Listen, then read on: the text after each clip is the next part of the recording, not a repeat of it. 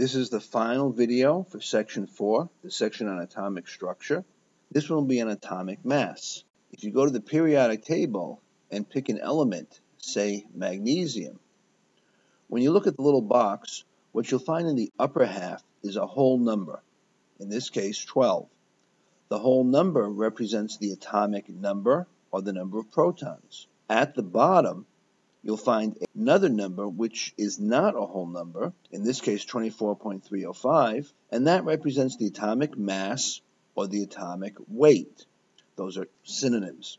It's important to remember that the mass number is not the same thing as the atomic mass or the atomic weight. The mass number is the number of protons plus the number of neutrons, and it will be a whole number. The atomic mass is an average of the mass numbers of all of the naturally occurring isotopes, but they are adjusted for the relative amount of each isotope because the isotopes are not present in equal amounts. And this is called a weighted average. Now, you may be used to weighted averages if you have been told in your classes that grades will be based upon 45% exams, 35% quizzes, 15% homework, and 5% participation. Yes, I am aware of the homework policy, but this is just an example. Your scores are, you average an 87 on the tests, a 93 on the quizzes. Your homework was 50% because you only passed half in, and you participated well, so you got 100% for that. If you did a regular or an arithmetic average, you would take the 4 grades, divide by 4, and say 82.5 is your grade, or a B minus. But you then may say, well, wait a second. How come my test score is counting the same amount as my homework score when it's 45% versus 15%? This is where the weighted average comes into play. For a weighted average, the relative value matters. So, for example, you take your exams and you take 45% times 87, and it's worth 39.15 points towards your final grade. Quizzes are worth 32.55. Your homework is worth 7.50, and your participation is worth 5 points. Add them up, you get 84.20.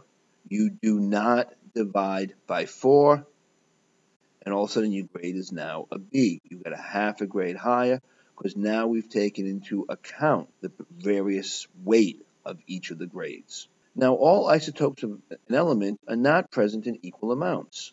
For example, here you can see that the largest percentage is chromium-52, and it's about 84%.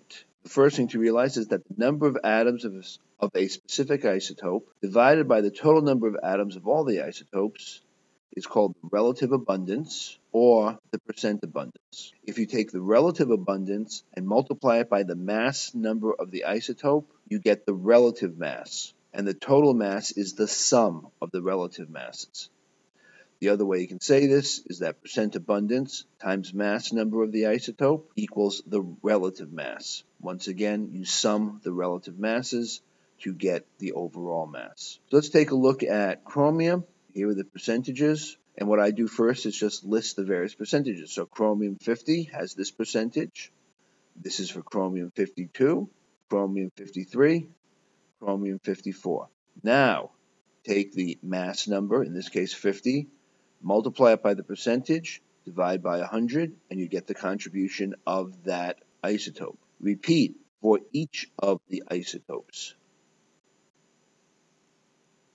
You take each of the contributions, sum them up, and you give it a label, which in this case will be AMU.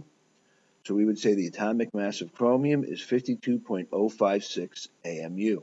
I'm going to walk you through the first exercise, then I'll have you do the second exercise by yourself, and then we'll wrap things up.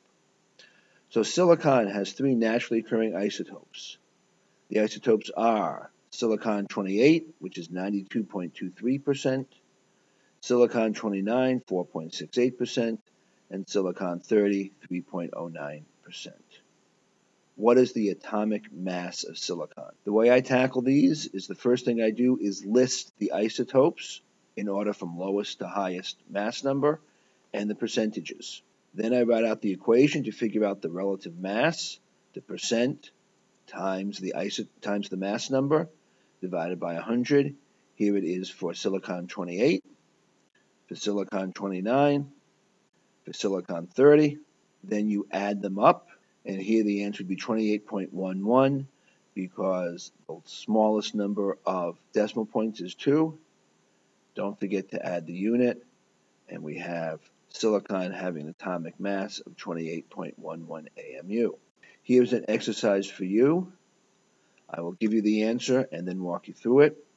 But magnesium has 3 naturally occurring isotopes: magnesium 24, magnesium 25, and magnesium 26. What is the atomic mass of magnesium? Stop, walk through the baby steps, come back to get the answer. Go. The correct answer is 24.32 AMU. To walk you through it, the first thing you do is list the isotopes and the percentages. Then you calculate the relative mass for each of the isotopes. Add up relative masses, and you get 24.32 AMU. That is the correct answer. Remember, when doing a weighted average, you do not divide by the number of parts that you have. So to review, the atomic mass is not the mass number. The mass number is protons plus neutrons. Atomic mass is a weighted average of mass numbers. The atomic mass is the same thing as the atomic weight. The number of atoms of an isotope divided by all the atoms of the element equal the relative abundance. This is sometimes called the percent abundance. Mass number times percent abundance or relative abundance is the relative mass. You sum all of the relative masses to get the atomic mass. Do not divide by the number of isotopes. So now you can hit your review sheets to practice calculating some of these, and then you can curl up and take a nap